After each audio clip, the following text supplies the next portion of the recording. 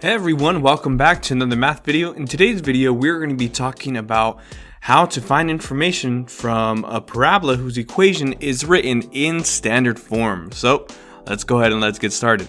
So here I have basically a definition of what standard form is. Okay, so standard form is the equation ax squared plus bx plus c, where a is not allowed to be 0.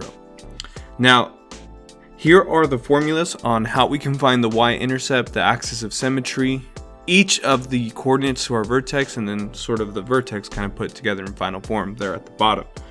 Okay, so really we're going to focus on finding my y-intercept, my axis of symmetry, and the vertex. Okay, these two that aren't circled are kind of just both components of the vertex written separately. Kind of don't need them if I don't want them there. And then here we have a diagram kind of explaining everything, where c is going to be your y-intercept, negative b over 2a, right there's the x coordinate, and the axis of symmetry. Alright, and if we take that negative b over 2a and plug it into our original equation that we start with, we'll be able to find the y value. Okay, so let's go ahead and let's get started on an example. So here I have the equation f of x equals 2x squared minus 4x minus 6, where we're going to find the y-intercept, the axis of symmetry, and the vertex. So first off, let's start off with the y-intercept, the easiest one. Okay, all you have to remember is what c is.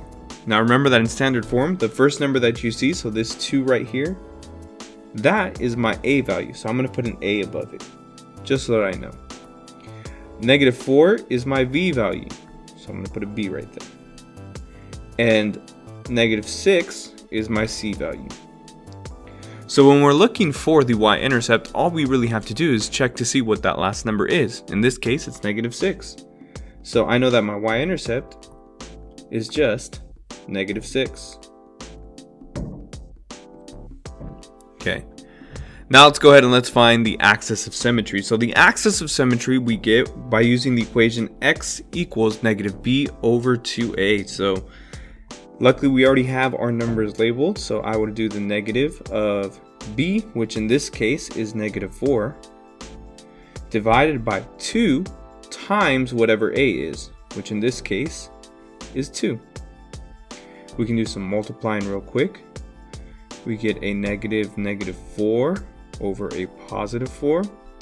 These negatives will cancel each other out, and all I'm left with is 4 divided by 4, which is just 1.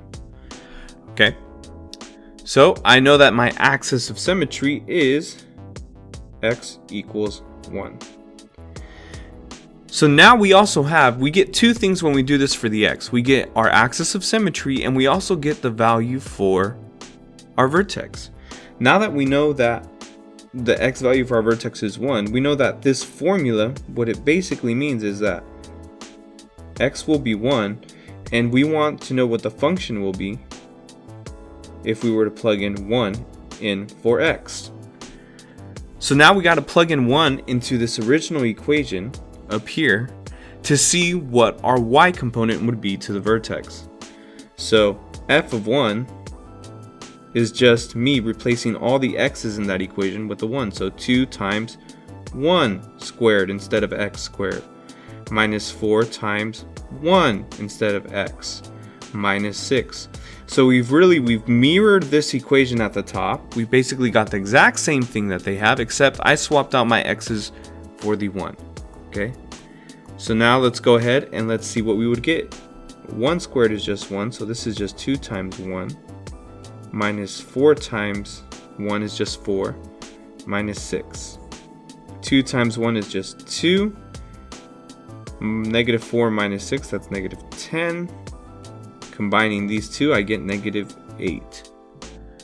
So my vertex would actually be 1, comma, negative 8. And that's how I find the y-intercept, the axis of symmetry, and the vertex, all from an equation to a parabola that was written in standard form. So hopefully now when you see an equation to a parabola that's written in standard form, you'll know how to find the y-intercept, the axis of symmetry, and the vertex, which are all helpful things when you're trying to graph it by hand, okay? And there's tons of things you can do now to see a graph of it. You can use websites like Desmos, and you can even Google an equation sometimes and it'll show you what the graph's supposed to look like. As always, I hope that you found this video helpful, that you actually learned some math. If you haven't checked out the video of how do we get information from parabola that's written in vertex form, definitely check that out. You might find that helpful. You might like that form better. But as always, feel free to rewind, pause, rewatch anything that you found confusing, and learn at your own pace. That's always best. And finally, I just want to thank you for watching, and I hope you continue to learn some math, and I'll see you guys next time.